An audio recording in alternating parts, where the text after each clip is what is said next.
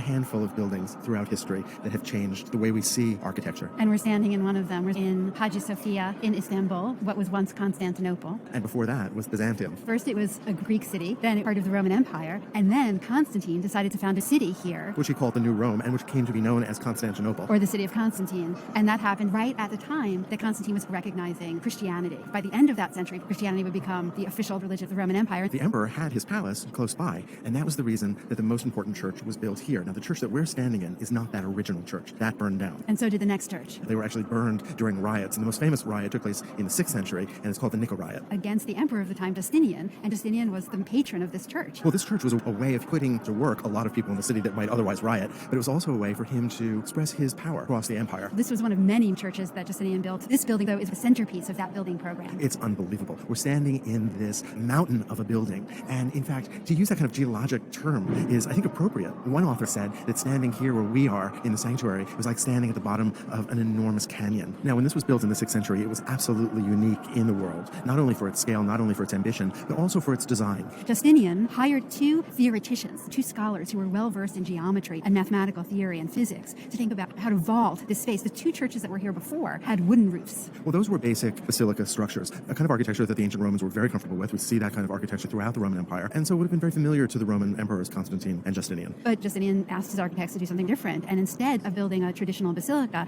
he had them build something that unified a centrally planned space with a basilica space. So a basilica has a longitudinal format, and a centrally planned space is based more on a circle. Let's talk about the basic geometries here. We have a dome that is phenomenally high. If you think about how the Romans handled domes, and they did build very large dome structures, think about the Pantheon in Rome, but in that case, you have a round dome sitting directly on a round barrel. This building is doing something much different. This dome is on a square. And so how in the world do you put the base of a round dome onto a square building? And from that square base emerges two half domes forming a rectangle of space that reminds us of a basilica. So how have they done it? Well, they've done it with something called a pendentive. If you look at the base of the dome, you see that it comes down on a series of 4 arches, and the space between the 4 arches and the base of the dome, it's kind of a triangle, but it's curved. And so this miraculous thing happens. We know that dome must weigh an enormous amount, and yet it seems to come down on the slenderest of points. What the architects did was hide the enormous stone piers that are doing most of the work of supporting the weight and the thrust of that dome. Domes exert an enormous amount of pressure not only down but also out. Part of the work of supporting the dome is also being done by the half domes on either side, and on the east end, 3 smaller half domes below that. This is the first time we see the dome on pendentives on this monumental scale. And it was dangerous. It was incredibly ambitious, but it didn't work perfectly at first. No, there was an earthquake, part of the dome collapsed, and when it was rebuilt, it was redesigned. The dome that we see now is taller than the dome that was here originally. By making it steeper, it allows some of the lateral force to be reduced so that the weight comes more vertically down. But the enormous thrust really did destabilize the building. And if you look carefully, you can actually see some columns and other structural elements have been pushed askew. So here we are talking about the engineering. Well, this is an engineering marvel. But when you're inside the space, you don't think about that. You think about the complexity of the space, the mysteriousness of the space, the way that the walls dissolve into light, the mysticism of this space. Well, that's what this was all about. In fact, an early chronicler said it seems as if the dome is suspended from heaven. And part of the reason for that is, and this is just so incredibly ambitious, the architects pierced the base of the dome with 40 windows so that light streams in under the dome. You begin to lose the structural elements between the windows, and it seems almost to be continuous light. Light in Byzantine thinking is connected with ideas of perfection and the divine. The windows create a rhythm that almost sets the dome in motion,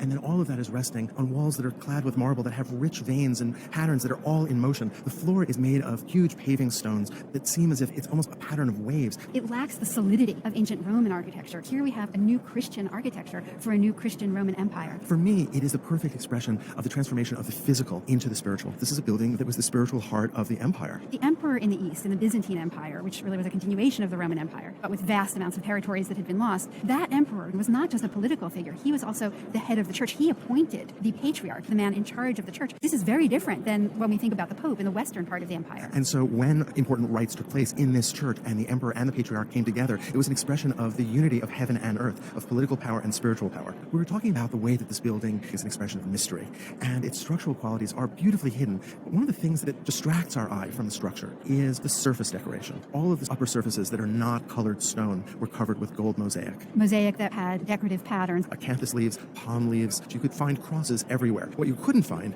was mosaics that showed figures. This was a period in Byzantine history that was leading up to what we call the iconoclasm, which was a point where there was a real crisis of images. When this church was built, it was a clear decision to avoid any kind of figural imagery. The decision might have been because of concerns around the commandment against creating graven images, but it also may have been to highlight the architecture instead of drawing your attention to man Mary or Christ, but instead drawing your attention to the overall mystical effect of the space itself. The color wasn't just from the mosaics. All of this clear glass was originally colored. It was red, it was yellow, it was purple, it was blue, it was green. And then you have the surface of the marbles. Justinian paid an enormous amount of money to import marbles from across his empire. He's brought the most beautiful, most elegant marbles that he could, and he's embedded them in the walls, what we call revetment. And his workmen were able to saw these pieces of marble crosswise and then open them up like leaves of a book so that the patterns were actually mirrors, creating these wonderful complex patterns. And so you have light streaming in the windows, gold mosaics, these colored marbles, all of which created this kaleidoscope of movement and energy. When the emperor stood with the patriarch of the Orthodox Church in this space, they wore gold and purple and silver. And there were gems embedded in the thrones. There was an enormous screen that protected the sanctuary.